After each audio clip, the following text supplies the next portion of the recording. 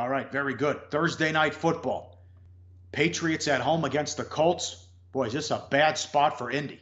Coming off the overtime game, the loss last second against the Texans at home. Short week on the road, never good.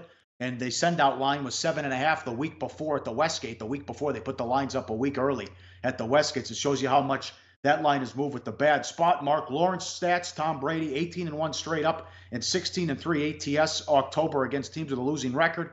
And he's on a 16-1 straight up run, 15-2 ATS at home in October against teams off a back-to-back loss. That fits here.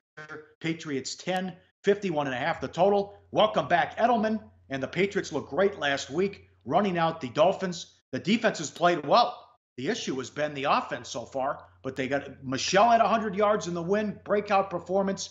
Gordon got on the field. Now you get Edelman back. And remember, that's his go-to guy and his security blanket, as he was suspended because they let Amendola walk. They traded Cooks. So Tommy's getting some of his weapons back, and we'll see if Gordon can make a difference as well. And Luck played well and moved the ball against the Texans, but the Colts have struggled last week on defense.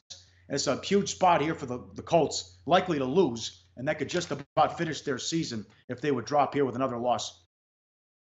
Well, I don't know. I mean, again, you don't want to write a team's epitaph when we're talking about the second week of October. Last week's loss for Indy, as opposed to a tie with Frank Reich's ill-fated decision, surely doesn't bode well for the Colts' chances here. So you're coming off, as you mentioned, back-to-back really frustrating losses for Indy.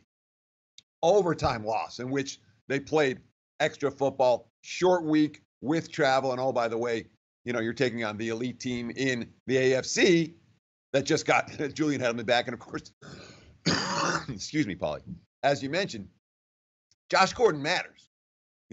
Now it's not, excuse me again, it's not just Gronk. It's Gronk and Edelman and Josh Gordon. You stretch the field, and Brady has his bevy of weapons to go along with, as you mentioned, a solid running game from last week. That's a problem for Indy. My first gut reaction is too many points. New England's not ready to lay this.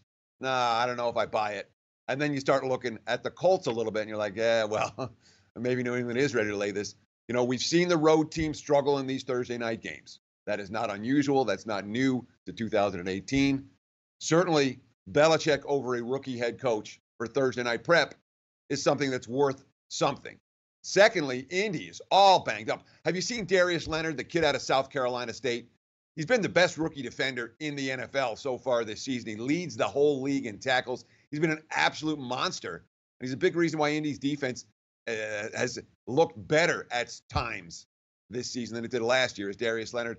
He hasn't been able to practice. There's a list like this long of Colts that weren't able to practice on Monday or Tuesday. In fact, Frank Reich canceled practice. All they've done is walkthroughs the last 2 days. And today they're going to travel. So if Indy, when it comes to game planning for New England on a short week with injury problems, I'm not convinced the Colts are going to be fully prepared for this one. And that's, Belichick and Brady, you would expect New England to be ready even on a Thursday night.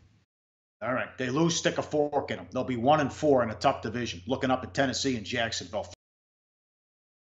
Like the show? Help us keep the lights on. Please make sure to comment, share, and subscribe to all the Sportsbook Review videos. Thanks so much. Best of luck. Enjoy the games.